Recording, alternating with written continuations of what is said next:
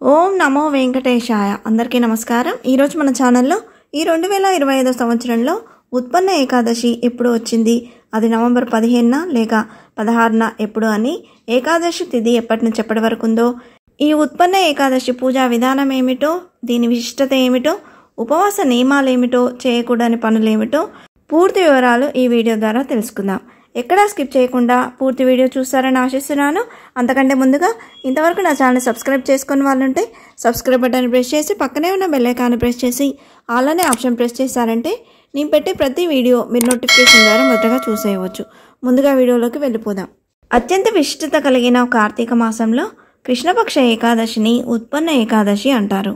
దీన్నే ఉత్పత్తి ఏకాదశి అని కూడా పిలుస్తారు. ఈ రోజున శ్రీ మహావిష్ణువును విశేషంగా పూజిస్తారు. ఈ రోజునే దుర్గాదేవి మురా అనే రాక్షసుని సంహరించి ఏకాదశి మాతగా పిలువబడింది.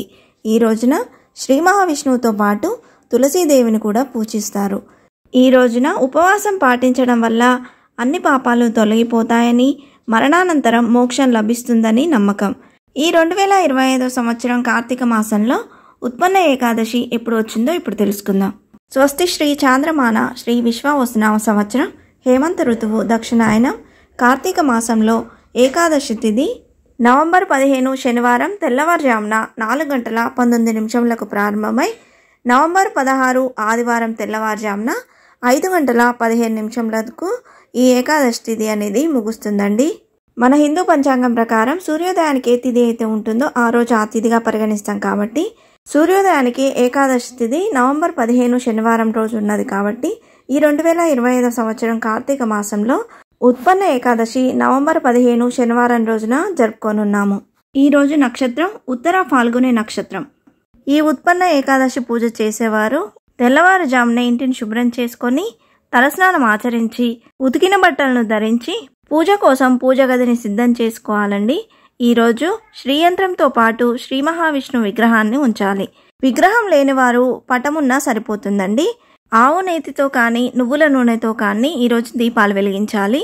తులసి పత్రంతో పాటు పంచామృతాలను మహావిష్ణువుకు సమర్పించాలి. తులసి పత్రాన్ని సమర్పించకపోతే ఆ పూజ అసంపూర్ణంగా పరిగణించబడుతుంది. ఈ రోజున ప్రదోష సమయంలో పూజ చేసుకుంటే ఎంతో మంచిది. ఈరోజు స్వామివారికి ఎంతో ఇష్టమైన చక్కెర పొంగల్ని ప్రసాదంగా సమర్పిస్తే మంచిదండి. ఇది చేయలేని వారు వడపప్పు పానకాన్ని కూడా నైవేద్యంగా సమర్పించవచ్చు. ఈరోజు ముఖ్యంగా విష్ణు సహస్రనామాలు, శ్రీహరి స్తోత్రాలు తప్పక పఠించాలి. ఉపవాసాన్ని పాటించేవారు ఏకాదశి తిథి మొత్తం ఉపవాసం ఉండి ద్వాదశి తిథి నాడు తమ ఉపవాసాన్ని విరమించుకోవాలి. ఈ రోజున వ్రతాన్ని ఆచరించినా ఆచరించకపోయినా సాయంత్రం వేళలో తులసికోట ముందు దీపాన్ని మాత్రం తప్పక వెలిగించాలండి. పురాణ కథనం ప్రకారం మురాసురుడు అనే ఒక రాక్షసుడు తన రాక్షసత్వంతో ప్రజల్లో భయాందోళనలు సృష్టించేవాడు. ఆ రాక్షసుని చూసి దేవతలు భయభ్రాంతులకు గురయ్యారు. అప్పుడు వారు అందరూ మహావిష్ణువు సహాయం కోరారు. అప్పుడు మహావిష్ణువు ఆ రాక్షసుడితో 100 సంవత్సరాలు యుద్ధం చేశారు. అప్పుడు మహావిష్ణువు విశ్రాంతి తీసుకోవడానికి గుహలోకి వెళ్ళి అక్కడ కొంత సమయం నిద్రిస్తారు. ఆ గుహ యొక్క పేరు హేమవతి. అప్పుడు ఆ రాక్షసుడు మహావిష్ణువును చంపడానికి ఆ గుహలోనికి ప్రవేశిస్తాడు.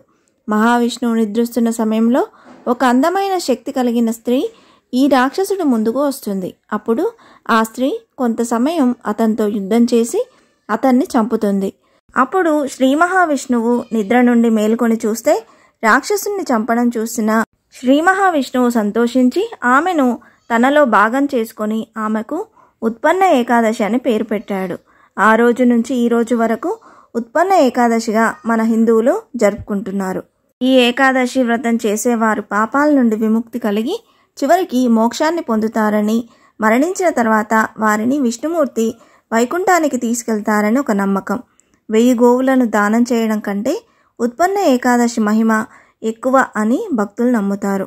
ఉత్పన్న ఏకాదశి రోజున చేసే ఉపవాసం అన్ని దేవతలకు, బ్రహ్మ విష్ణు మహేశ్వర్లకు ఉపవాసం చేసిన దాంతో సమానంగా భావిస్తారు. ఇంతే ఫ్రెండ్స్, ఈ వీడియో మీకు నచ్చిందని ఆశిస్తున్నాను. ఇలాంటి ఇంట్రెస్టింగ్ వీడియోస్ కోసం please subscribe my channel and press the bell icon. అలాగే లైక్ చేయండి, షేర్ చేయండి.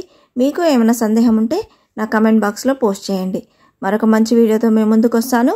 అంతవరకు సెలవు. సర్వేజన సుఖినో భవంతు. స్వస్తి.